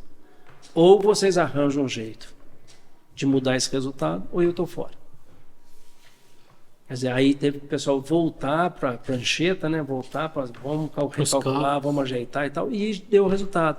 O Nilson, quando saiu, o DME já tinha um resultado pequeno, mas melhorou. Mas já era um resultado no patamar até de gestões anteriores já. um patamar de lucratividade na faixa de 30, mais ou menos. Hoje nós estamos na faixa de 110, 120, mas escalonamos. Mas queira ou não queira, você vê, o cara pegou um negócio que era negativo e virou. Fala, não, eu sei. Né? E outra coisa, porque existe uma gravidade muito grande. Gravidade falou, quando eu falo assim, de periculosidade mesmo, de perder a concessão. Então, porque aí o que acontece? Como eu falei, a ANEEL é uma agência que regula muito. Nós somos muito regulados. Eu falo um negócio, o pessoal dá risada de mim, mas eu falo para você, vou dar um exemplo. Você já estava falando para as irmãs aqui do Azeiro. Nós somos muito regulados. Então, a ANEEL, ela regula até a cor da cueca nossa. Segunda-feira você vem com branca, terça é amarela, quarta é preta. Eles regulam e vão no detalhe do detalhe. E é livre aberto. Então, isso que o Ideu falou é o seguinte, nós temos alguns indicadores que você perde a concessão. Por exemplo, igual agora em São Paulo, está aí o caso de talvez perder a concessão por qualidade, por desligar DEC-FEC e tal. E você tem um prazo para restabelecer a energia, estourar todos os prazos. Quer dizer, um conjunto de coisa negativa, né? Então tem os indicadores de qualidade e nesse caso aí nós temos indicadores financeiros também. Tem o EBITDA, né? Que eles agora incrementaram, põe um descontado. A ANEEL vai apertando, igual eu falei que ela vai apertando os de qualidade, aperta também os financeiros. Então se você não cumprir aqueles indicadores financeiros, você não tem por que ter a concessão. Você perde a qualificação, né? Perde, você sai fora e vai passar para a mão do outro, vai para leilão, né? Ô Zé, nós vamos falar daqui a pouco do resultado financeiro. Você até deu uma rabiscada aí, né? Mas você tem um projeto lá que é o projeto LED 100%. Né? Deixa só, enquanto você toma uma água aí, dá uma olhada no bico aí, nós vamos falar do nosso patrão, né, filho? É bom, né? Claro, porque você gosta de pão de queijo, Zé? Não, eu gosto muito de pão de queijo. Agora pergunta se ele gosta de café. Você gosta de café? Eu gosto de café. Do shopping também é bom, né? Do shopping também é bom. É tudo bom. Mas café com pão de queijo. Café com pouco de pão de queijo. Então nós estamos, né? Nós só estamos falando aqui, brincando, mas seriamente, do pão de queijo Xodó de Minas, que é o nosso parceiro aqui de todos os episódios do Café com Manteiga. Então a gente faz essa combinação aí, ó. Pão de queijo Xodó de Minas e o café caldense, e esse não pode faltar na mesa. Se você não experimentou, experimente que você vai gostar. O verdadeiro pão de queijo que tem cheiro, gosto e sabor de pão de queijo de verdade, porque não tem essência, é queijo de verdade. Experimenta, depois você vai ver o resultado. Eu tenho certeza que você vai mudar de marca, dessa marca que você tem usado aí. E o café caldense, que é um café com 60 anos de mercado, mesma coisa, o cheiro, o gosto do verdadeiro, né, e puro café, né, com torra média, a torra média clara, que nos dá um café de qualidade. E esses dois produtos diariamente à sua mesa você vai encontrar aí nos melhores mercados da cidade. Caso você não encontre no seu supermercado, onde você tem costume, fale com o seu gerente, cobre dele, que ele vai ter esse produto lá. E eu quero dar mais um toque a você que está praticamente de negócio fechado com um imóvel, né? Estou falando aí de financiamento do seu imóvel. A Marezini é a empresa que financia para você. A Marezini tem financiamento e refinanciamento do seu imóvel e do imóvel e também do seu automóvel. No imóvel, até 90% de financiamento para você, tá? Caso você tenha um imóvel e precisa de um valor acima de R$50 mil, seu imóvel pode ficar como garantia, assim como o seu carro, dependendo do valor que você precisa. Basta estar pago, ou se estiver pagando, que esteja com as prestações em dia e que, né, a documentação também esteja em dia. E aí você tem a melhor negociação sempre no financiamento, o refinanciamento do imóvel da casa, do terreno, ou seja, do seu imóvel, enfim, tá? E um outro detalhe da Marezini é onde você pode fazer o empréstimo com o limite do cartão de crédito. Qual é o limite do seu cartão? Quanto é que você precisa? São as duas perguntas, tá? Caso você queira falar com a Marezini, é na Minas Gerais, número 664, em frente à Prefeitura, ou você pode ligar 3721-9022, tá bom? Combinado? Fala, Ideu. O Ideu tá na TV Poços, né, com as viagens, etc. e tal. O Ideu conta aí para você. Quero aproveitar para convidá-los para viajar e conhecer o Brasil e o mundo conosco, né? Por aí afora, ver outras culturas, outras experiências, outros países, outros estados, outras cidades, através do programa Especial Turismo, que é exibido pela TV Poços, aos sábados às 20 horas, domingo às 15h30 e às quartas-feiras às 20 horas. É isso, Marco? É isso. E lembrar também que nós estamos em todas as plataformas, YouTube, Instagram, no Deezer, no Spotify, no onde mais? YouTube, falei. É isso, né? E na TV Poços, às 17h30 do domingo e no sábado, 23 horas. Eu fui de trás para frente, não tem problema, né? Não tem problema. Só frisando. A ordem dos fatores não altera. Exatamente. 23 horas no sábado e 17h30 no domingo. Legal? Muito bem. Vamos voltar a falar aqui com o José Carlos Vieira, o presidente da DME Energética. Muita gente pensa que... DME Participações. Perdão. DME, porque foi energética também, né? A energética do Marcelo Loichat. Isso. E aí, juntando a energética, a distribuição do Miguel Durante e aí junta a Hold e a Participações. Então tá bom. Então, DME Participações. E aí muita gente pensa assim, o Zé Carlos ele saiu da faculdade e foi direto para uma empresa privada. Mas o Zé, ele começou como desenhista mecânico, né? Na J Indústria Mecânica, né? Uma empresa antiga. Conheço a empresa. Era do Neném, do Ralph, né? E do Ralph, do Neném. Que herdaram dos pais do pai. Aliás, antes ele passou pela Casa Zono, da família Zono. Do Sérgio Zono. Do Sérgio Zono. Bonista, não é? E depois, J Indústria Mecânica, acabou indo para a Termo Canadá, na época da Termo Canadá. Da Termo Canadá. Quando montou a... Cabos, né? É uma empresa da Termomecânica junto com a Canadá Wire que montaram aqui para cabo de cobre e alumínio, né? E ficou 32 anos como diretor da Alcoa, né? Essa história que até é legal falar um pouquinho da minha história pessoal, porque eu nasci aqui numa fazenda, se chama Fazenda dos Coqueiros, que é aqui no município de Campestre. É na tríplice fronteira, Campestre, Divisa Nova e Botelhos, né? Mas ela fica dentro do município de Campestre. E aí eu comecei a estudar em Campestre, no primário, né, no Jardim da Infância, primário. Depois eu vim para Poços e formei aqui no grupo que é ali do Lions Club, no final da Rua Assis, né? Ali a professora Rosário, formei ali. E aí depois eu fui para o Pio XII, do saudoso Monsenhor Trajano, né? Foi meu professor, né? Esse dia até eu estava lembrando aí dos meus professores antigos, né? O Odair da Camilo, né? Meu professor esteve aqui com a gente. Professor de inglês, né? Uma simpatia, onde eu encontro ele, dá vontade de beijar a mão dele, porque eu tenho um respeito muito grande por ele, né? Dr. José Gaspar, né? Você foi aluno também do Dr. Carlito também, não? Oi? Dr. Carlito Dr. também Carlito foi também, professor também? Né? Como é que chama? Tinha essa turma, Diginei Diniz de Mello? Não é o Diginei, não. Ele foi prefeito. Esqueci o nome dos outros dois professores, que era já eu lembro. Mas o que era? No Pio XII, nessa época eu comecei a estudar no Pio XII, eu estudava de manhã e trabalhava à tarde, lá no Sérgio Zono. Eu comecei a trabalhar naquelas lojas de sapato também, de CAD, né? As mulheres vão tirando os sapatos esparramando, depois a gente ficava com a obrigação de guardar o sapato e tal. Eu e o Júlio, hein? Nós dois éramos dois moleques. O Júlio, dono da Príncipe? O dono da Príncipe, nós dois éramos moleques. Ele foi esperto, ele casou com a filha do dono. Ele foi esperto, o Júlio. Se estiver me escutando, nós vamos dar risada. Você não vai faltar sapato para ele nunca. Na hora que for publicado, você manda para ele. Nós dois a gente juntava as caixas de sapato, era molecada, fazia entrega e tal. Aí de lá eu fui pro Sérgio Zono, um grande amigo, né? A mãe do Sérgio Zono, a Dona Tonica, é uma pessoa. Até esse dia eu falei, por que não tem um nome numa rua em Poços de Caldas da Dona Tonica? Porque ela recebia na casa dela esse pessoal de rua para tomar banho, para tomar café. Puta, não sei. Quem não não sugere lá. Já sugeri, já falei esses dias, inclusive falei para o Sérgio, precisa colocar o nome da Dona Tonica em alguma coisa, porque uma senhora que fazia as coisas sem ninguém, assim, tinha um portão que entrava para a casa dela e esse povo de rua. Esses caras que bebia pra caramba, chapa, essas coisas. E gente de rua. A casa dela era uma festa, assim, na hora do café ou do almoço. É legal isso aí. O Dona Tonica. E aí eu trabalhei nessa família durante um tempo, eu era balconista lá.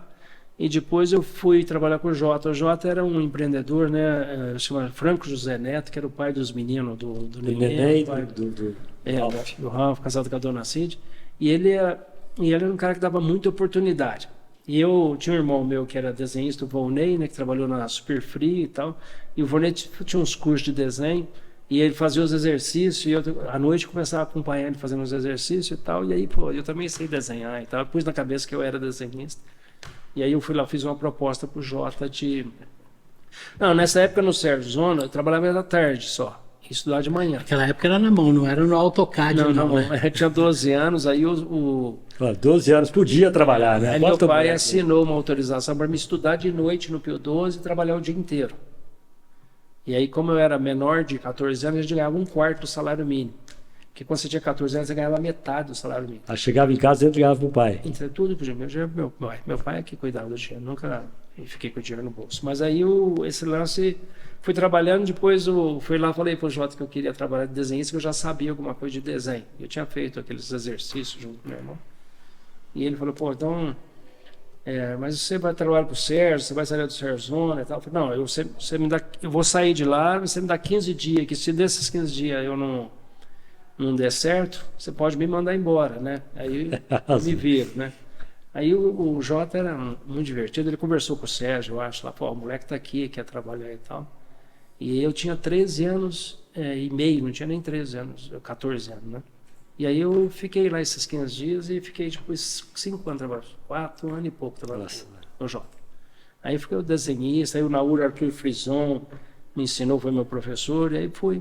Depois de lá eu saí porque comecei a trabalhar com o pessoal fui para a Termo Canadá, né? Depois, nessa época, a gente já fazia muito equipamento para Nuclebras, para os elevadores. Você passou pela Nuclebras também. Aí o Sérgio Valente, o Dr. Osamu Tsumi, e tal, que eram os superintendentes da Nuclebras, me levaram para a Nuclebras. Então você chegou a conhecer o Osamu Tsumi? Eu trabalhei com ele no início, nos desenhos dos perfis radiológicos. Ele ficava no quilômetro 13, né? Na verdade. Né? Nessa época a gente já tinha o acampamento lá. Já estava na usina? Já estava lá, porque a mina era subterrânea. Ah, tá. E a gente eu trabalhava com o Dr. Osamu fazendo os mapas de... Então já era prospecção, né? Não era... Era prospecção nessa época. Aquelas as tricônicas. Não era extração, era basicamente... Só prospecção. Era bem início, né, Zé? Bem no início. Aí trabalhei com eles lá. Nesse tempo, nós trabalhamos no projeto da mina a céu aberto. Foi onde que nasceu a mina. Transformar a mina em céu aberto. O projeto da Janela Sul, do Corpo eu participei do projeto da Janela Sul. Mas quando começou a extração, você também estava lá? Estava, fiquei. Quando vocês cavaram 29 milhões de metros cúbicos? Fiquei até 70. Eu fiquei de lá de 76 até 78, mais ou menos 79. Ah, tá. É porque eu fui para lá em 83. O Didito trabalhou lá. Trabalhei com o Didito, departamento de engenharia. O Didito era colega meu. O Didito que eu fazia lá na aliás, foi o Didito que me levou para lá. Documento, O Didito que me levou. Didito. Bom, e de lá? Aí de lá eu voltei para Termo Canadá. Eu fui trabalhar em São Paulo na termomecânica um tempo. Fiquei em São Paulo na termomecânica. O doutor Arena me levou para... O doutor Arena doou uma ponte rolante de 75 toneladas para a FEI. E aí quando eu... O que é FEI? A FEI é a Faculdade de Engenharia Não. A FEI é a Faculdade de Engenharia Industrial, é lá no São Bernardo. Ah, tá. Ele doou uma ponte rolante para eles, e aí eu fui fazer para ele o cadernal da ponte, o projeto do cadernal, e me levou. Porque o doutor mais é para me apertar, me testar, porque eu tinha pedido demissão e ficou meio bravo de eu sair. Eu acho que foi um dos únicos caras que pediu demissão da Termo Canadá. Mas eu fiquei lá um tempo com o doutor Arena, aí depois a Alcoa fez a compra e eu passei a trabalhar na Alcoa. Que aí a Alcoa comprou, a gente passou a trabalhar com a Alcoa. Aí você ficou 32 anos na Alcoa? Fiquei 32 anos. Mas você entrou na Alcoa com qual função? Eu era encarregado de projeto. Essa é a sua vida ainda. Mas a gente tem que falar sobre isso, para valorizar a sua presença aqui. Porque você não surgiu ali na cadeira do DME, não surgiu na diretoria da Alcoa, não? Aí na Alcoa eu entrei como... na Alcoa, quando eu entrei, eu batia cartão, eu era horista. Eu recebia por hora. Naquela época tinha esse lance, né? Eu trabalhei na Alcoa e aí degrau a degrau na Alcoa. Você, o Mildinho, Gustavo, Canhane, não, o Mildinho trabalhava aqui, do lado de cá. Do lado de lá era o Sérgio, que foi dono na divisão de cabos, era o Serginho Boca de Pito, que foi dono da o nome do Sorvetes Nevada. Morreu esses dias, Sérgio. Morreu pouco tempo atrás. O Serginho, que era colega meu lá, o Sérgio, o Capone, o Antônio Claré Capone, depois na Alcoa, ele foi trabalhar comigo, o Claré Capone, que é irmão dos Capone aí. Sim.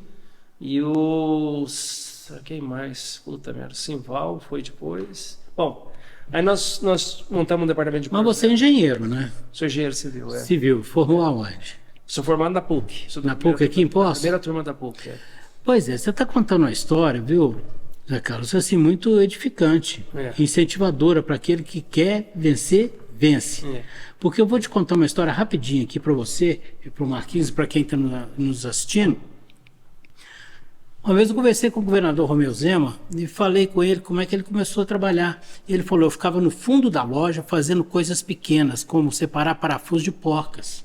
E o meu pai ficava no balcão atendendo os clientes, que era uma profissão nobre. Eu falei, pois é, né, governador? Hoje você é governador. Quer dizer, a pessoa talvez mais importante politicamente do Estado de Minas Gerais. Então, quer dizer, tem uma trajetória de vida, não chegou ali por acaso. Não estou aqui edificando a carreira do... Eu trabalhei lá muito esse tempo, tudo encarregado, supervisor, depois fui superintendente aqui da Alcoa, depois eu fui...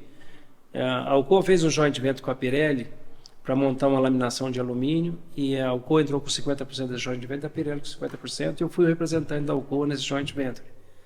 E aí nós montamos a laminação Poste-Caldas, que é uma laminação para vergalhão de alumínio, né? Todo esse projeto, eu toquei o projeto e construí, operei essa fábrica, treinei o pessoal. Aí depois eles me convidaram para Itajubá, também nós construímos uma fábrica na área automotiva em Itajubá, chegou a ter 1.400 funcionários. Produziu o que lá em Itajubá? Itajubá produziu um negócio que chama EDS, o Sistema Elétrico Eletrônico para Carro. Todo. Chicote? Chicote, a caixa de voltagem, tudo que é... Mas até o Canadá também não fazia isso? Oi? Até o Canadá não, só cabo. Cabo de alumínio e de cobre, para residencial, industrial... E alta tensão. Alta tensão. Agora lá não, lá era, em Itajubá era automotiva. Ela ainda existe, essa fábrica, ou já mudou de dono? Ela foi vendida para PK Cables em 2010. É uma empresa portuguesa? A PK Cables é finlandesa. Finlandesa. E eles levaram essa fábrica para São José dos Pinhais, no Paraná. E ali agora é uma fábrica de detergente, que é a operação antiga da Alcoa. Então que a fábrica de cabo, de chicote, não existe mais? Ela existe, mas em São José dos Pinhais. E aí eu tenho essa trajetória, depois eu fiquei 10 anos em Itajubá, morei em Itajubá, uma cidade, eu nunca vi uma cidade para ter amizade, fazer amizade. Agora o povo de Itajubá, espetáculo. Lá tem uma rua que chama, lá tem uma rua que chama Rua Poste Caldas. Tem. Eu falo assim, o que tem em Poste Caldas de lindo, Itajubá tem de gente boa, de amigos. Mas eu acho que essa percepção vai de dentro para fora, é sua para a cidade. Porque quem não gosta de ninguém também não faz amizade em lugar nenhum. Né? Na gestão do Paulinho Columinas, né? Que é muito amigo do Zé, amigo lá de casa. Isso. O Zé, meu irmão, morava em Itajubá. O Zé, trabalhou. Não, ele morava na Rua Poste Caldas. Quando chegou o Paulinho, quando o Paulinho era prefeito, falou, Paulinho, deixa eu falar uma coisa. Eu estou morando em Itajubá, que eu trabalho lá, e lá tem uma rua que chama Poste Caldas. Você dá um jeito de arrumar uma rua e botar a rua Itajubá. O Paulinho arrumou. Tem uma rua aí que chama Rua Itajubá. Acho que é perto da TV Poça. Tem uma rua que é lá perto. Sim. Bota o nome do Itajubá. Itajubá botou o nome nosso lá, agora bota o nome. Aqui. Mas eu adorei morar em Itajubá. E depois eu fui para ser o diretor do projeto Juruti. Fui para prospecção também. Eu falei para trabalhar com 200 homens na prospecção na selva, em acampamento e tal. Lá em Juruti. Depois fizemos a justificativa do projeto, a RFA, aprovamos, e eu trabalhei na construção e depois operei por 1 ano e meio em Juruti. Juruti basicamente era só a extração da bauxita, né? Lá extrai e beneficia, porque a bauxita beneficia lá é diferente também daqui. Mas tem um estaque para carregamento lá dos navios, né? Lá tem lá assim, você tem a mina e 60 quilômetros depois na cidade de Juruti, porque a mina fica a 60 quilômetros da cidade. Então você tem o porto, que é na cidade. Nós construímos um porto para navio Panamax, né? E tem um chip loader para carregar. O navio carrega e vai para o porto de Itaqui? Sai no Rio Amazonas e sobe o Rio Amazonas até Santarém e depois sobe o Rio Amazonas até... Aliás, desce o Rio Amazonas, né? Que aí descendo. Desce o Rio Amazonas até na foz dele lá e depois uma parte da bauxita vai para onde quiser, mas a gente inicialmente está suprindo São Luís do Maranhão. Só que aí lá tinha... o porto de Itaqui, não é isso? Em São Luís. Lá, não, a Alcoa tem um porto próprio dela. Tem um pier próprio dela lá. E aí a gente andava 60 quilômetros, aí era a mina. E a mina lá, a bauxita é diferente. Você extrai a bauxita e deu. E você tem que fazer uma lavagem lá para tirar os finos. Então você tem um beneficiamento com Trumbull, depois com peneira e filtro a vácuo e aí vai. Se a gente for entrar nos detalhes, a gente vai ficar até um tempão aqui, mas está tão interessante o assunto. Mas lá tem o beneficiamento. Lá tem barra de rejeito também, igual. Então, você lava, mas não é um rejeito, é uma água com argila. Então ele vai para um lago grande, que aí essa argila precipita, porque é só um barro fino, né? E aí essa água volta para o processo. Não usa produto químico? Não. É só água. Ela volta para o processo essa água para lavar outra quantidade e tal, porque ela recircula, né? Reciclável. Reciclável. E aí aquela lama que você tem, ela volta para a cava da mina. Porque ela não tem contaminante, não tem nada. Então não tem degradação de meio ambiente, nada disso. Ô Zé, vamos lá. 2 perguntas aqui. Com relação a colaboradores. Quantos colaboradores tem hoje a DME? A DME tem perto de 190. 190. Né? Das duas DMEs. Toda a DME tem 190 colaboradores, mais ou menos, hoje. Esse é o número de funcionários. Mas existem as empresas terceirizadas que prestam a manutenção. Presta serviço, nós temos aí, mas devemos ter mais ou menos, aproximadamente mais uns 100 presta serviço. Então dá uma média de 200 no total entre... Próprio, quando eu cheguei nós tínhamos 250 funcionários, hoje nós temos 190 próprio. Ok, e esse projeto LED 100%? Então, fala dele para a gente. Rapidinho eu vou falar para vocês o seguinte, o que aconteceu assim, lá atrás, ainda no primeiro mandato do Sérgio, apareceu um senhor aqui que, se não me engano, foi senador, Adalto, não sei o que e tal, que estava mexendo com esse negócio e veio oferecer para pegar toda a CIP, né, Contribuição de Iluminação Pública, que é um dinheiro que é da prefeitura, e fazer o projeto LED aqui. Nós cotamos com eles esse projeto para trocar as lâmpadas antigas, que eram vapor metálico, mercúrio, tal, trocar por sódio, tal, trocar por LED, né? E aí nós cotamos com ele, estudamos, ficava em 50 milhões de reais, mais ou menos. Ele não tinha esse dinheiro, a CIP não tinha esse dinheiro, nós não tinha esse fundo, né?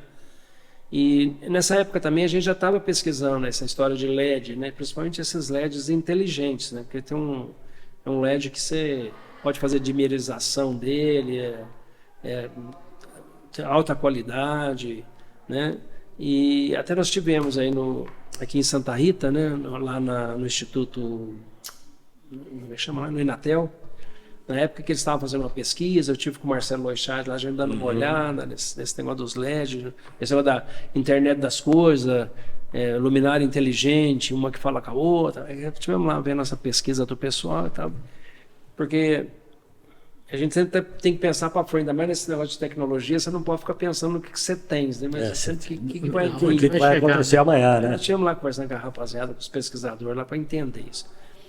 Aí chegamos na conclusão o seguinte, a gente precisa pesquisar melhor esses LEDs. Aí entramos a fundo nesse negócio do LED, com diversos fornecedores, conversando, e aí um desses fornecedores, fizemos mais umas cotações para ver, e fizemos um projeto de todo, como é que seria a iluminação da cidade, quantos watts por metro quadrado, iluminação de segundo nível, que é um negócio que tem aqui em Poste Caldas, não tem em outros lugares, vocês podem prestar atenção. Sim, no meio do poste. No meio do poste, iluminação de segundo nível. E tal, aí conseguimos uma empresa dessas aí, que nos ajudou com esse projeto. Classificação das avenidas, né, tronco, tal. Aí fizemos um projeto, estudamos, fizemos mais umas cotações, reduzimos para 30 milhões. Certo? O de que era 50 para 30. 20 milhões de economia. Fomos tentar... A CIP cobriu os 30 milhões aí. Vamos tentar convencer e conseguir, não conseguimos, aí continuamos trabalhando nesse projeto. Bom, fazendo essa história curta é o seguinte, por final nós decidimos, nós mesmos, com as equipes nossas de manutenção, junto com os terceiros, fazer a parte de mão de obra. E sair com a cotação dos equipamentos, mas com a condição da empresa que vendesse para nós, financiasse isso para a gente para pagar em 3 anos. Porque a gente não tinha o dinheiro para bancar isso. Eu sei, no final nós ampliamos esse projeto, o Sérgio pediu, nós ampliamos para a zona rural também. Isso é muito bacana. Todos 100% da zona rural. Qualidade de vida. Fizemos esse negócio do segundo nível, aí o projeto ficou... Aqui em Poste Caldas o nível de iluminação é altíssimo. Pra você ter ideia, a empresa que projetou foi, gente, estão fazendo 3, 4 vezes acima do nível, que é o normas, standard, né, disso. Não precisa isso. Mas aqui o pessoal nosso está acostumado com o nível de iluminação. O Luciano, que é lá do Carmo, o Luciano Pimenta, ele que fala, Zé Carlos, nossa, vocês precisavam fazer esse negócio lá no Carmo, porque lá uns tomatinhos e tal. Agora aqui não. Aqui eu falo, não, mas o pessoal daqui está acostumado com o nível bom. Bom, É que, na verdade, os prefeitos fazem só na avenida de entrada e pronto, o centro, né? Os bairros ficam prejudicados. Tá. Você vê que o Sérgio, na execução do projeto, ele é interessante, eu fiz o planejamento disso. O senhor falou, Zé Carlos, nós vamos fazer dos bairros para o centro. Ele fez lá o São José primeiro, fez lá para o lado do Parque Pinheiro. Nós viemos de fora, eu criei... Porque muita gente às vezes reclama, né? Porque tudo faz no centro. Com certo, tudo pelo centro. Deixa os bairros de lado. Dessa vez eles fizeram de fora para... vieram na conta, né? Mas foi planejado, né, Maria? E aí tinha um planejamento que o Stano, que é o Anderson Stano do DME, um cara muito bom lá que tem, ele fez um negócio que era online, no celular e tal. O pessoal acessava o aplicativo e via a evolução, porque à medida que ia trocando as lâmpadas, a gente é obrigado a atualizar a base, né? Então aí o pessoal ia vendo a evolução, até o pessoal dos bairros, mas aqui não, aqui já fez 30% no teu bairro, até dia tal. Então é um cronograma muito bem feito, um trabalho muito bem feito. O Anderson é muito inteligente, ele que desenvolveu, inclusive, as charretes aí, elétricas, etc. Esse é esse é o Caçarola. Estou falando do Stano, é um outro que trabalha na área de TI. Perdão. Mas esse é o Caçarola. Esse aí é gente boa pra caramba. Né? Zé, só concluindo. Tá. Com o nosso pessoal, conseguindo essa empresa que financiou isso pra gente em 3 anos, que agora está acabando de pagar e tal, nós conseguimos fazer por 19 milhões no final. Nossa, de 50 para 19? E estamos acabando de pagar isso. Economia substancial. Acabando de pagar isso. Estamos acabando de pagar. Certo? E aí para poder... Mas deixa eu te perguntar qual é o payback disso? Então, é muito interessante. Essa pergunta tua é muito interessante. O que vai acontecer? Com isso, a gente vai conseguir fazer uma redução da CIP. Era para ter sido feita já. O Sérgio tinha até anunciado dessa contribuição, mas não conseguiu se fazer por conta da ano eleitoral. Mas é interessantíssimo, porque você vê, de todo o projeto, estou falando do material, mais a mão de obra, que daria fazer uns 30% desse negócio, no máximo em 4 anos está tudo pago. A parte de material nós já pagamos. Quer dizer que o payback aí de 4 anos e meio, 5 anos, é um payback aceitável dentro de qualquer empresa. Então, ele no máximo vai dar 4 anos, e outra coisa, a vantagem desse assunto é assim, que a garantia é 20 anos das luminárias. Sim. Então, esse que é um negócio legal. Agora, tem uma coisa, né, Zé? Poços de Caldas é uma cidade que cresce disparadamente, né? Assim, cada dia que você acorda tem um bairro novo, né? E esse projeto, ele vai acompanhar? Vai acompanhando. É mais fácil acompanhar do que ter implantado, né? A implantação. Agora é só A implantação foi mais agora não. Agora virou, quer dizer, você falou, vira standard e melhorado, né? Mas eu estava querendo falar das luminárias, nós escolhemos um tipo de luminária que elas são luminárias inteligentes. Quer dizer, elas vão poder, hoje está só acesa fazendo iluminação, mas daqui a uns dias a gente vai poder fazer outras coisas com ela. Por exemplo? Dimerização. Dimerização você consegue fazer? Automática? Como é que chama? A câmera. É que à medida que vai escurecendo, ela vai acender, já dimerizar. Tá. Suavemente ela vai acender. Que vai clareando, ela vai... Isso. E aí isso coordenado. Ou então você pode, por exemplo, apagar. Se tiver movimento, ela acende. Se não tiver movimento, ela fica apagada. Que legal. Então tem muita coisa que é ação inteligente. É tipo quando você passa no corredor, a luz acesa. Você não de passar, ela apaga. Então, você tem um bairro aí que está todo mundo quieto, não tem nenhum cachorro andando na rua, está tudo quietinho, ela apaga. Se de qualquer movimento, acende o bairro inteiro. Bom.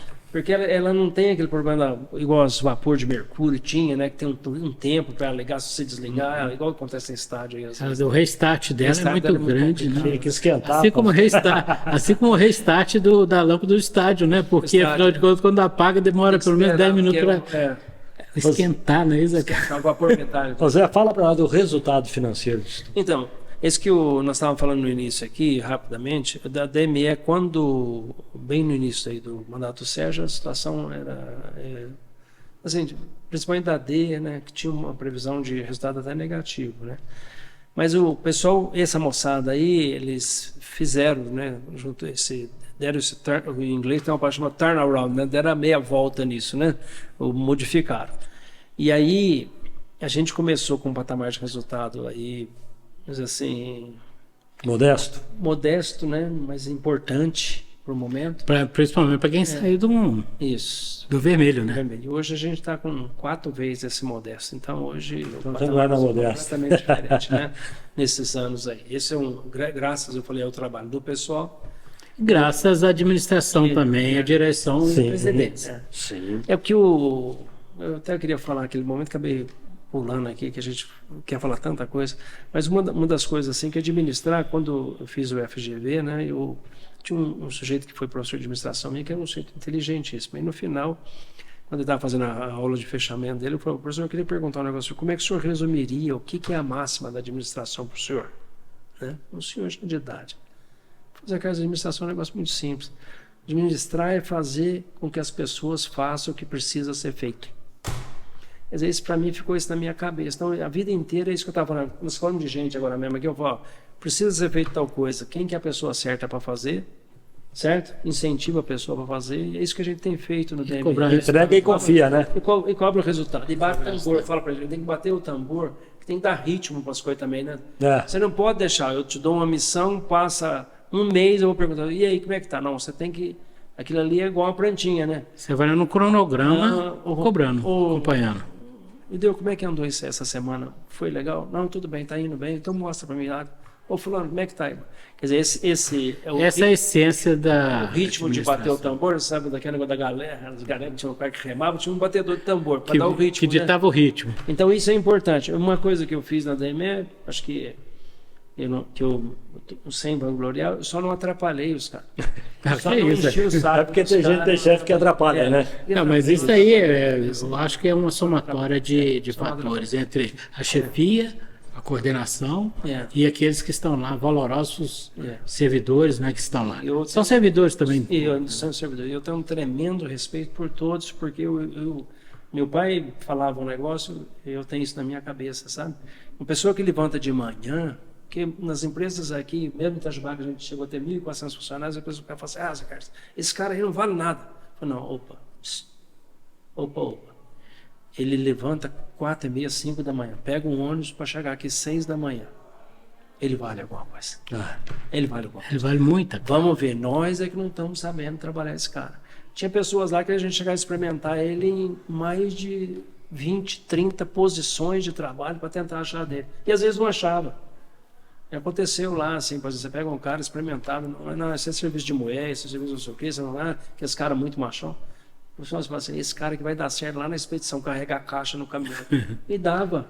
E o cara ficava feliz e te ajudava a controlar a expedição e tal. Quer dizer, a gente que precisa tomar cuidado, porque quando você mete uma etiqueta na pessoa, um X na testa, né, fala, não, tem que ter alguma coisa, porque o caboclo está se esforçando para levantar cedo, ou a senhora está largando as crianças, pega um ônibus, chega aqui 6 da manhã, ou 2 da tarde, fica até as 10. Ou chega às 10, fica até às 6 da manhã do outro dia. Pô, não vem falar que essa pessoa não presta. Ninguém levanta todo dia querendo errar, né? Não, mas você falou das coisas muito iluminadas que você falou. Ninguém sai de casa para errar. Hoje eu quero errar. Não existe isso. Marquinhos, vamos? Vamos. Ô Zé. Não faltou alguma coisa eu falar para você? Faltou um tanto de coisa. Nós esquecemos, nós não falamos do conselho ainda, não falamos do regime de transição do governo César. É verdade. Não falamos de várias coisas, cara. Nós temos nosso tempo limitado. Tá, mas eu vou falar um negocinho, vocês têm que me dar um tempo. Não, várias coisas importantes. Eu faço parte da equipe de transição, estou lá para aprender com meus colegas lá, né? Eu fiquei até lisonjeado de me colocar nisso e tal. E espero ajudar o Paulo Ney. O Paulo Ney é uma pessoa realmente do bem, sabe? Ele e o doutor Eduardo, o Janus, são dois rapazes, são as pessoas certas, eu acho, que a gente vai ter para tocar essa. Não que eu tenha, ou seja, contra qualquer outros candidatos, são amigos também, acho que são pessoas que tiveram a chance, disputaram e tal, mas quem ganhou aí, a gente precisa, até eles também precisam alinhar. Vamos dar continuidade no que foi feito até aqui, bem feito. Essa cidade tem que ir para frente cada vez melhor. E eu, só para contar para vocês, que é uma coisa que talvez vocês não saibam, o resultado desse trabalho todo de pós-cal do Sérgio, o Sérgio é engenheiro como eu, engenheiro civil, chama-se planejamento, e o planejamento estratégico. O Sérgio, lá no primeiro mandato dele, ele me chamou e junto com outros colegas, e a gente, inclusive o Paulo Ney também, e a gente criou um caderno de projeto que chamava Poços Mais Linda. Esse caderno de projeto Poços Mais Linda, uma hora se você quiser ver, eu te mostro. Quero ver. Chegou a ter 39 projetos. Então, quais são esses projetos?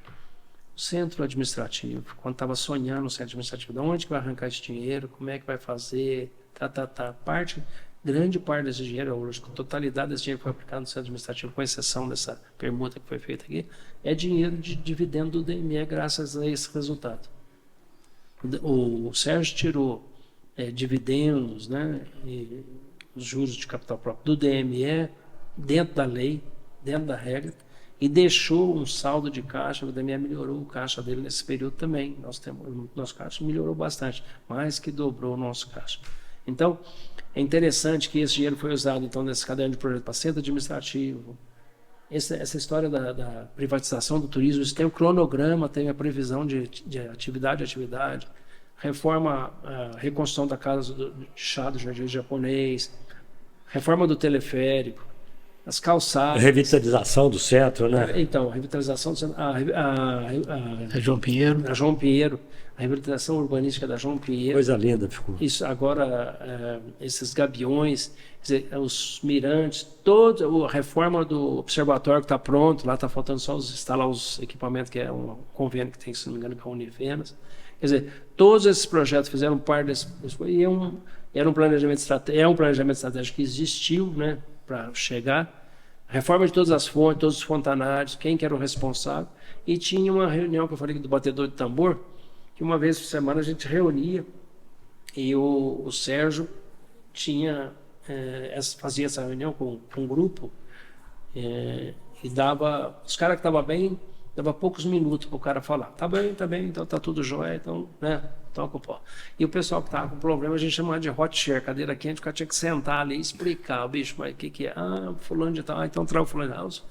E aí a gente conseguiu concatenar todos esses projetos nesse espaço de tempo curto, e eu acho que foi um sucesso isso aí, né? Tem alguns que não saíram, tem alguns projetos que infelizmente não conseguiu em função de outras. A João Pinheiro, esse da João Pinheiro mesmo, eu sinto muito que teve um quarteirão ali que ficou. A reabilitação, eu espero que logo se destrave, está na justiça, né?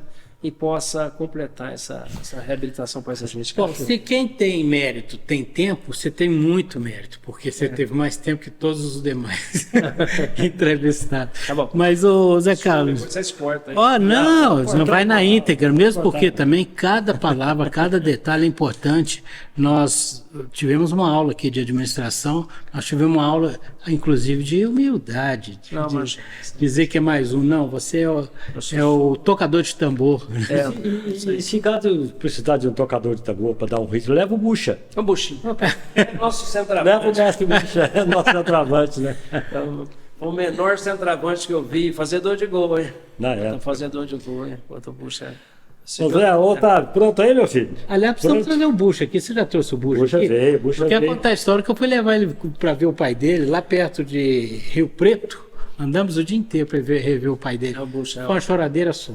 Foi legal. Então, nesse negócio do teleférico, eu, para falar a verdade, não sabia que ele estava trabalhando no turismo. Bucha tá. Eu fiquei muito tempo fora. Aí um dia bati ali era aqui na onde é a guarda, né?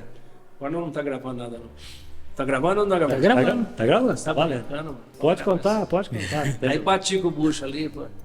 Pô, Bucha, o que você tá fazendo? Não, Zé, cara, eu trabalho aqui. Ué, como trabalho? Não, isso faz não sei quantos anos. Pô, mas já pode aposentar? Não aposentei, não sei o que. Aí conversando com o Bucha, lembrando dele do tempo nosso de futebol, né? Pô, nós tava jogando um dia lá, chega esse cara lá, deixa aquele baixinho lá. Aí escalava, né? Nós vamos pôr ele pra jogar lá na frente do centroavante. Eu desse maninho, esse neném, puta, fazedor de gol, né? Um ânimo, né? Mascarado, que era uma força associada. Tem uma relação de amizade muito grande. Desde quando eu era também secretário de turismo, eu estava lá no turismo, e o Bucha era o nosso braço direito. Faz tudo, inclusive conhece como ninguém a história dessa cidade. É um grande, antes de tudo, guia turístico. E um grande amante dessa cidade. O Bucha merece nossas homenagens. E Obrigado pelo convite. Se deixar aqui, a gente conversa bastante. Tá bom, vamos fechando aqui, né, com o José Carlos Vieira, né? O José Carlos Vieira é o presidente da DME Participações, nosso amigo, e veio aqui para a gente contar um monte de história, né? E para a gente conhecer um bocado mais da DME Energética e das pessoas que levam podemos chamar de empresa, né? Pois é. De uma empresa nossa, né? E a semana que vem nós estamos de volta com mais um episódio. Se Deus quiser, eu digo sempre isso, tão bom quanto esse daqui, tá? Nós tivemos aqui com a Manesini Financiamentos e Empréstimos, com o Café Caldense, o Pão de Queijo Xodó de Minas e principalmente você que nos acompanhou até aqui. Judeu Pereira, muito obrigado, meu compadre. Mais uma para conta, né, Marquinhos? Mais uma para conta. Mais uma lição recebida. Obrigado, José Carlos. Otávio, podemos fechar então? Na próxima quinta-feira nós estamos de volta com mais um episódio, viu? Fica em paz, vai na fé e até a próxima.